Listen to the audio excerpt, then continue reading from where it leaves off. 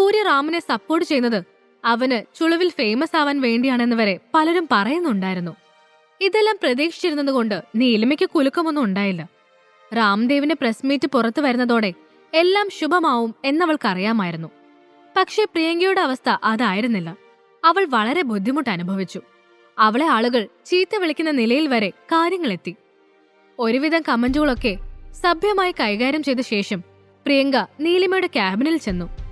Madam നോക്കൂ, ഇതൊക്കെ കൈവിട്ടു പോവും. സൂര്യസാറിനെതിരെ വല്ലാതെ ഹെയ്റ്റ് കമന്റ്സ് വരുന്നുണ്ട്. അതിനാണോ നമ്മൾ ഇത്രയും കഷ്ടപ്പെട്ടത്? ആളുകൾ അദ്ദേഹത്തെ വെറുക്കാൻ തുടങ്ങിയാൽ എന്ത് ചെയ്യൂപ്പോ? ഉള്ള പ്രശസ്തി എല്ലാം പോവും. പ്രിയങ്ക ആശങ്കയോടെ ചോദിച്ചു. ഞാൻ ഒരു കാര്യവും വെറുതെ ചെയ്യില്ലെന്ന് പ്രിയങ്കയ്ക്ക് അറിയാലോ. സൂര്യയുടെ വിലയൊന്നും ആ പോസ്റ്റ് കൊണ്ട് ഇല്ലാതാവില്ല, ഉറപ്പാണ്. നീലിമ പറഞ്ഞു. മാഡം പക്ഷേ, പ്രിയങ്ക പറഞ്ഞു. അപ്പോൾ നീലിമ അവളെ നോക്കി. പ്രിയങ്ക ചെന്ന് ബാക്കി ജോലികൾ നോക്ക്. റാമിന്റെ പ്രസ് മീറ്റിംഗ് തുടങ്ങാൻ സമയമാവാറായി, നീലിമ പറഞ്ഞു. ഇനി അവിടെ നിന്ന് ഒന്നും പറഞ്ഞിട്ട് കാര്യമില്ലെന്ന് പ്രിയങ്കയ്ക്ക് മനസ്സിലായി. അവൾ ഉടനെ അവിടെ നിന്ന് പോയി.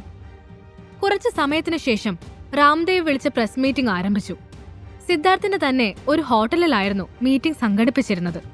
അത് ലൈവായി മീഡിയയിലെല്ലാം ടെലികാസ്റ്റ് ചെയ്യുന്നുണ്ടായിരുന്നു. നീലിമയും സൂര്യയും പ്രിയങ്കയുമെല്ലാം അവരുടെ ഫോണിൽ മീറ്റിംഗ് കാണാനിരുന്നു. അപ്പോൾ രാംദേവ് വേദിയിൽ വന്ന് മാധ്യമങ്ങളുടെ ക്യാമറയ്ക്ക് മുന്നിൽ ചെന്നിരുന്നു. അവന്റെ മുഖത്ത് അല്പം പോലും ടെൻഷൻ ഉണ്ടായിരുന്നില്ല. അത് ശ്രദ്ധിച്ചൊരു ചാനൽ റിപ്പോർട്ടർ അവനെ നോക്കി ചോദിച്ചു. ഒരു ചെറിയ പെൺകുട്ടി ഇങ്ങനെ ദ്രോഹിച്ചിട്ട് എങ്ങനെയാണ് സർ നിങ്ങൾക്ക് ആളുകളുടെ മുഖത്തേക്ക് ഇതേപോലെ നോക്കാൻ പറ്റുന്നത്? യാതൊരു സങ്കോചവും തോന്നുന്നില്ലേ? അത് കേട്ട് റാം ഒന്ന് ചിരിച്ചു. എന്നിട്ട് പറഞ്ഞു, ഒരു തെറ്റും ചെയ്യാത്ത ഞാൻ എന്തിനങ്ങനെ സങ്കോചം കാണിക്കണം? അവൻ ചോദിച്ചത് കേട്ട് റിപ്പോർട്ടർ അവനെ നോക്കി. നിങ്ങൾ തെറ്റ് ചെയ്തിട്ടില്ലെങ്കിൽ ഇത്രയും നാൾ എന്താണ് മാധ്യമങ്ങൾക്ക് മുന്നിൽ വരാതെ മറഞ്ഞു നിന്നത്? റിപ്പോർട്ടർ ചോദിച്ചു. അത് കേട്ട് രാംദേവ് അയാളോട് ഇരിക്കാൻ പറഞ്ഞു. ഞാൻ നിങ്ങളെ വിളിച്ചു വരുത്തിയത് നിങ്ങൾക്ക് തോന്നുന്നത് ചോദിക്കാൻ വേണ്ടിയല്ല. ഞാൻ എല്ലാത്തിനും ഉത്തരം തരാം. ഇപ്പോ ദയവായി ഇരിക്കെ. എനിക്ക് പറയാനുള്ളത് കേട്ട ശേഷം നിങ്ങൾക്ക് ചോദ്യങ്ങൾ ചോദിക്കാനുള്ള സമയം ഞാൻ തരാം, രാംദേവ് പറഞ്ഞു. അപ്പോൾ ആ മീറ്റിംഗിൽ പങ്കെടുക്കാൻ ശാരികയുടെ അച്ഛനും വന്നിരുന്നു. അയാൾ മുഖം അല്പം മൂടി അവിടെ നിന്നും ഇത്തിരി മാറിയാണ് ഇരുന്നത്. അയാളെ രാംദേവ് ആദ്യമേ തിരിച്ചറിഞ്ഞു.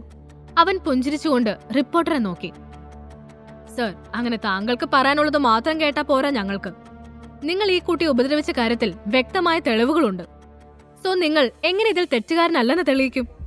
മറ്റൊരു റിപ്പോർട്ടർ ചോദിച്ചു. അത് കേട്ട് രാംദേവ് അല്പം അസ്വസ്ഥനായി. ദയവായി ഈ ഉപദ്രവിച്ചു എന്ന വാക്ക് പറയരുത്. ആ കുട്ടി എനിക്കെന്റെ അനിയത്തിയെ പോലെയാണ്. ആ കൊച്ചുകുഞ്ഞിനെ കുറിച്ച് ഇങ്ങനൊന്നും പറയരുത്, രാംദേവ് പറഞ്ഞു. ഹോ, ഇപ്പ അനിയത്തി? ആ കുട്ടി തന്നെ. നിങ്ങൾ ആ കുട്ടി ഉപദ്രവിച്ചു എന്ന് പറഞ്ഞിറങ്ങിയ വീഡിയോ ഞങ്ങളും കണ്ടതാണ് ഫേസ്ബുക്കിൽ. എന്നിട്ട് ഇപ്പൊ കൊച്ചുകുട്ടിയായല്ലേ? അപ്പോൾ റാം ദേഷ്യത്തോടെ അവനെ നോക്കി. അവൻ എന്തെങ്കിലും പറയും മുന്നേ ശിവ പറഞ്ഞു. ദേ, സൂക്ഷിച്ചു സംസാരിക്കണം. റിപ്പോർട്ടറാണെന്ന് കരുതി വായിൽ തോന്നിയത് പറയാൻ നിൽക്കരുത്, ശിവ പറഞ്ഞു. ഞങ്ങൾ കേട്ടതും കണ്ടതുമായ കാര്യമാണ് പറഞ്ഞത്, റിപ്പോർട്ടർ വാദിച്ചു. ഹേടോ, അത് സത്യമല്ല എന്നുള്ളതിന് തെളിവുകളും കൊണ്ടാണ് ഞങ്ങളിവിടെ ഇരിക്കുന്നത്. അത് കാണുന്നത് വരെയെങ്കിലും നിങ്ങൾക്ക് ഇത്തരത്തിലുള്ള ചോദ്യങ്ങൾ ഒഴിവാക്കിക്കൂടെ? ഇദ്ദേഹത്തെ ഇങ്ങനെ അപമാനിക്കാൻ ഞാൻ സമ്മതിക്കില്ല, ശിവ പറഞ്ഞു. സോറി, എന്നാ പിന്നെ തെളിവ് കാണിച്ചൂടെ? ഒരു റിപ്പോർട്ടർ ചോദിച്ചു. അപ്പോൾ രാംദേവ് വേദിയിൽ മറഞ്ഞിരിക്കുന്ന രാഘവനെ നോക്കി. എന്നിട്ട് പറഞ്ഞു, അങ്ങനെ പെട്ടെന്ന് പറ്റില്ല. ഒരാളെ വേദിയിലേക്ക് വിളിക്കണം ആദ്യം. രാംദേവ് പറഞ്ഞത് കേട്ട് എല്ലാവരും നിശബ്ദരായി. അവൻ ആരെയാണ് വിളിക്കാൻ പോകുന്നത് എന്നറിയാനുള്ള ആഗ്രഹം രാഘവന്റെ മുഖത്തുമുണ്ടായിരുന്നു. മിസ്റ്റർ രാഘവൻ, രാംദേവ് വിളിച്ചു. അത് കേട്ട് രാഘവൻ ഞെട്ടിപ്പോയി.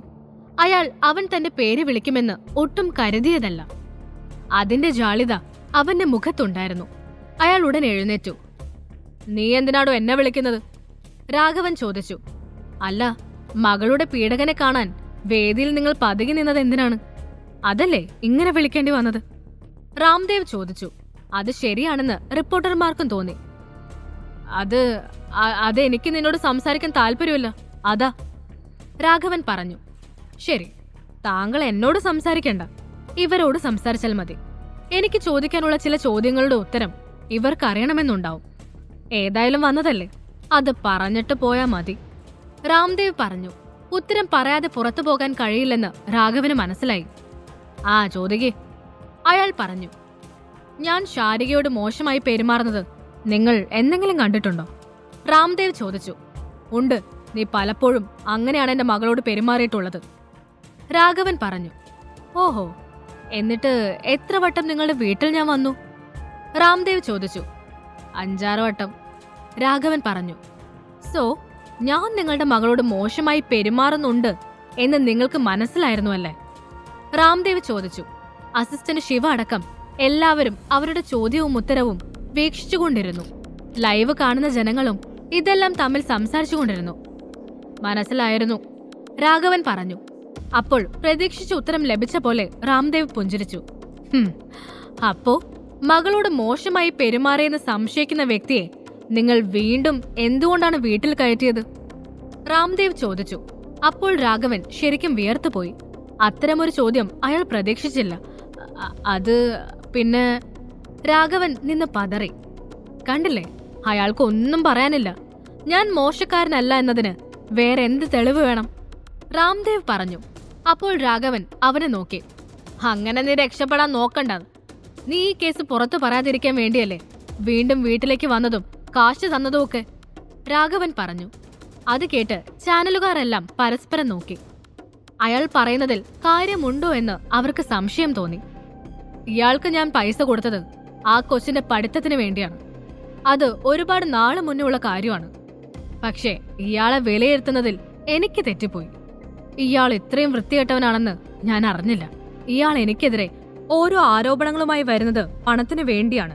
ഈ പറയുന്നതെല്ലാം കള്ളമാണെന്ന് എനിക്ക് തെളിയിക്കാൻ പറ്റും, രാംദേവ് പറഞ്ഞു. അപ്പോൾ എല്ലാവരും അവൻ എന്താണ് പറയാൻ പോകുന്നതെന്ന് അറിയാനായി ആകാംക്ഷയോടെ റാമിനെ നോക്കി. രാംദേവ് രാഘവനെ നോക്കി. അയാൾക്ക് എന്താണ് പറയേണ്ടത് എന്നറിയില്ലായിരുന്നു.